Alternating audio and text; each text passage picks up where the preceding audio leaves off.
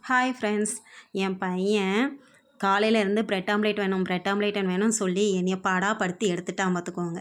சரின்னு சொல்லிட்டு 2 முட்டை அடித்து அதுக்குள்ளே கொஞ்சோண்டு சீனி, கொஞ்சோண்டு உப்பு, கொஞ்சம் பால் போட்டு நல்லா கலக்கிட்டு அதில் பிரெட்டை போட்டு கொஞ்சம் தவாவில் நெய் விட்டு அதை போட்டு பெரட்டி எடுத்து என் பையன்கிட்ட கொடுத்தேன். நல்லா இருக்குன்னு சொல்லி சாப்பிட்டான்.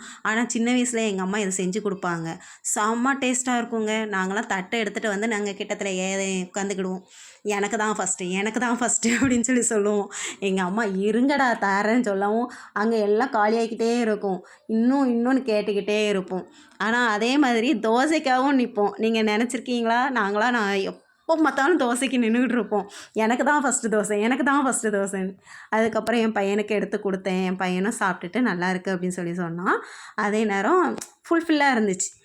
நானும் ஒன்று சாப்பிட்டேன். ஃபுல்ஃபில்லாக இருந்துச்சு. பாய்.